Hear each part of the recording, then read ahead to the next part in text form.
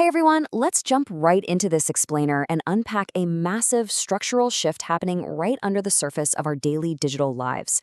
We all know that big tech companies collect our data, right? I mean, even your robotic vacuum cleaner is probably reporting back to the mothership. But what if this isn't just business as usual? Today, we're going to explore a concept that completely reframes our entire relationship with technology. Here is our roadmap for today.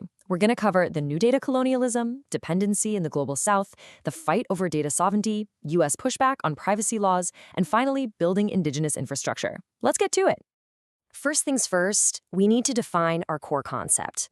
Researchers argue that data colonialism isn't just a clever metaphor. Actually, it's a literal structural form of domination. It's this new era where global tech corporations control digital ecosystems, extracting data from populations to consolidate power and wealth, and they do it all without a fair return to the people actually providing that data. Now, what's really fascinating here is how perfectly the extraction of natural resources in the 19th century mirrors the extraction of behavioral data by big tech today.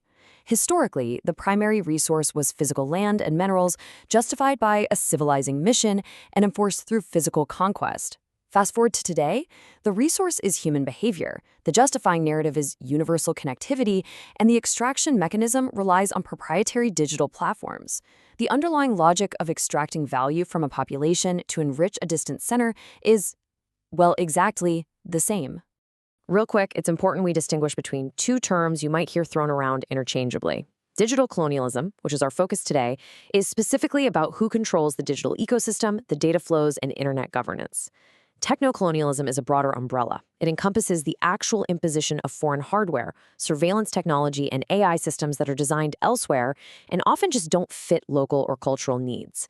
So how does this actually play out? It relies on this four-stage data grab model. First, exploration, identifying unquantified social spaces. Second, expansion, locking populations into exclusive proprietary networks. Third, exploitation, converting that extracted behavioral data into capital. And finally, extermination, where alternative, localized, or non-digital ways of doing business are basically just rendered obsolete. This brings us to a really stark reality captured perfectly by our sources. Data has become the new terra nullius, an unclaimed territory awaiting extraction. You and your behavioral traces are the new raw material.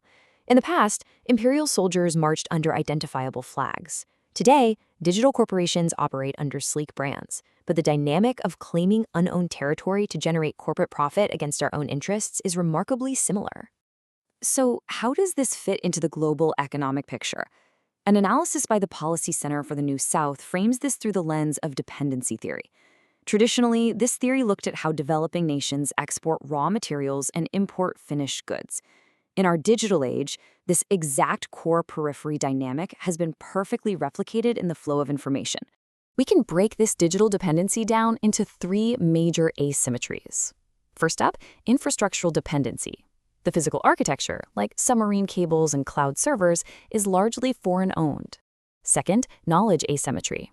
The AI systems governing our lives are overwhelmingly trained on global north datasets, creating some really deep biases. And third, economic extraction. Massive local advertising revenues literally just flow right out of the country and back to shareholders in places like Silicon Valley. To really wrap our heads around this infrastructural dependency, get a load of this number. 80%. An astonishing 80% of intercontinental internet traffic in Africa is routed through servers in Europe. Think about what that actually means. If you send a message to someone in a neighboring African country, that data travels all the way to Europe and back. This introduces massive latency, higher costs, and critical vulnerabilities to external surveillance. Governments are absolutely waking up to this severe imbalance. They're pushing back by asserting what is known as digital sovereignty.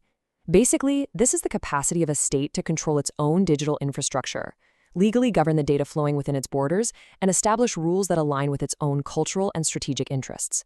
It is a direct reaction to unchecked algorithmic manipulation. But here's the thing. Achieving the sovereignty looks wildly different depending on where you are on the map. The EU relies on a fundamental human rights-driven model with its GDPR. China, on the other hand, is heavily driven by national security, enforcing strict data localization. Meanwhile, India treats data privacy through the lens of economic development, keeping localization flexible to encourage public sector utility. Now, data is a vital strategic asset, so this push for sovereignty has triggered some intense international friction. We can see this super clearly in a February 2026 Reuters report detailing a leaked U.S. State Department diplomatic cable, which outlines a concerted pushback against these foreign privacy initiatives. This cable, signed by Marco Rubio under the Trump administration, explicitly ordered U.S. diplomats to lobby against foreign data localization efforts. It specifically cites Europe's GDPR as imposing, quote, unnecessarily burdensome data processing restrictions and cross-border data flow requirements. Looking at this impartially, the administration clearly views these foreign sovereign privacy laws as direct challenges to U.S. artificial intelligence services and cloud dominance. And on the flip side, this intense diplomatic lobbying sits right alongside internal EU working documents, which were detailed in a letter from the law firm Mishkin Durea. These documents admit to profound uncertainties and conflicts between Europe's strict GDPR data protection rules and American cross-border data transfer demands.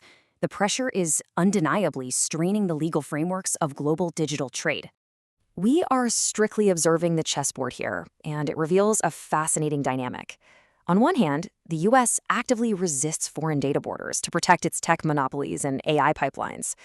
But simultaneously, the U.S. projects its own jurisdictional power globally through the Cloud Act. That law allows U.S. law enforcement to legally demand data from any American cloud provider, regardless of where in the world the physical servers holding that data are actually located. But the Global South is definitely not helpless in this scenario. They are actively fighting back by building their own highly successful indigenous digital public infrastructures, or DPIs. Kenya's M-Pesa revolutionized mobile money, completely bypassing Western banking. Brazil's Pix is this massive state-driven instant payment platform. India's UPI handles billions of transactions outside transnational credit networks. And South Africa's Popia asserts powerful national protection over its citizens' data.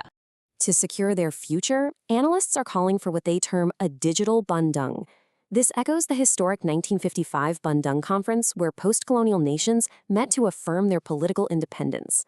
A digital bandung would be a new multilateral alliance for the Global South to establish unified regional data governance, collectively build open-source infrastructures, and declare intellectual independence from digital empires. Which leaves us to ponder this final, absolutely critical thought as we decide who gets to author the future of our digital world. Can genuine digital sovereignty ever truly be achieved when a handful of informational empires already dominate the physical infrastructures of our daily lives? Thank you so much for joining me for this explainer. I really hope this gave you a clearer framework for understanding the invisible forces shaping our connected world.